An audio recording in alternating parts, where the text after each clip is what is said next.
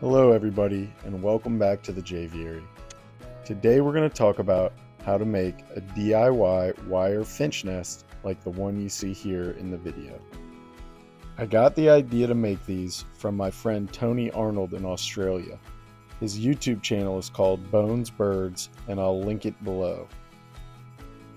Tony's been keeping birds outside for a long time and I often bounce ideas off him. Here's what his nests look like being used down under in Australia by masked grass finches. That's who I originally built these nests for, the masked grass finch you see here. But knowing my birds and my experience, we'll see some other customers for these nests in a few months when my breeding season starts. Like my zebra finches, both English and normal, pictured here.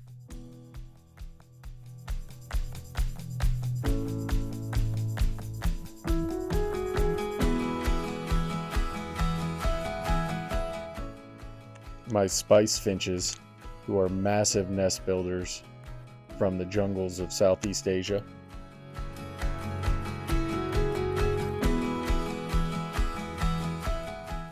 And my orange-cheek waxbills from Africa, who, though they're small, are busy nest builders. And I suspect they won't be the only ones. Okay, let's get down to brass tacks and talk about what we need for this project. The first thing we'll need is a pair of wooden blocks. I bought these from a craft store, but you could also cut them yourself if you wanted to.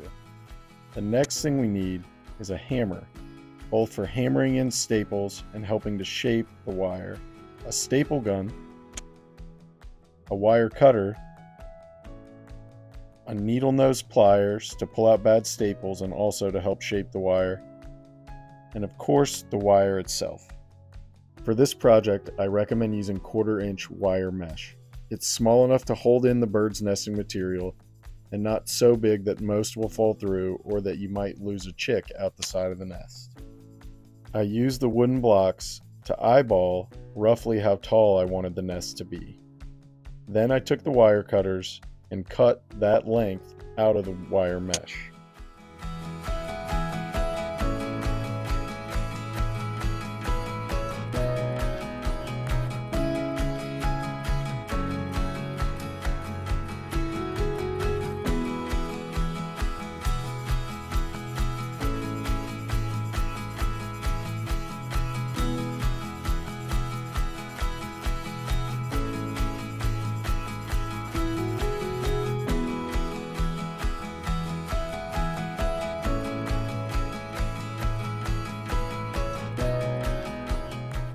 Once that was done, I smoothed the mesh out as best I could.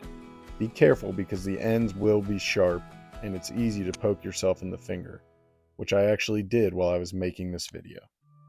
Next, I took the wire cutters and cut away all the loose pieces of wire. I cut these as flush as I possibly could so that the birds don't hurt or snag themselves. In the past when I've made these, I've sometimes used a tool or a piece of sandpaper to grind them down flush, but I find that as long as you cut it as flush as possible, it doesn't seem to give the birds any trouble.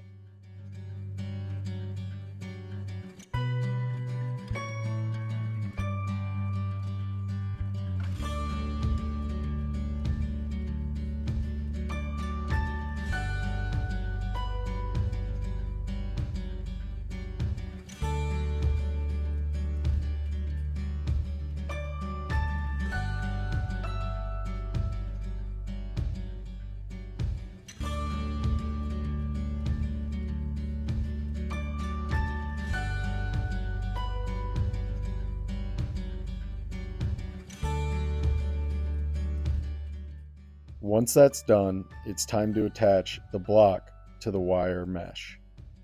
I do that using a staple gun and a hammer. First, hooking it down with staples in one direction, and then eventually, or as necessary, doing crossed staples so that each staple pattern forms an X along a line of wire mesh. I try to hammer these flush as I go so that the screen isn't constantly popping the staples out behind me as I work. And just so you know, while I was filming this video, I actually made several nests. So if it looks different at different stages, that's why. I made a few that orient horizontally and a few that orient vertically, with different openings and of different sizes today. I did this because, just like with other nest boxes, which I'll do a video on soon, I want my birds to have a variety of choices and find the nest box that suits their needs best so that we can have a successful breeding season. Once I get one block attached, I simply repeat the process with the second block on the opposite side. Again, remember to be careful that you don't poke yourself in the hand or fingers with the wire mesh. It can really hurt.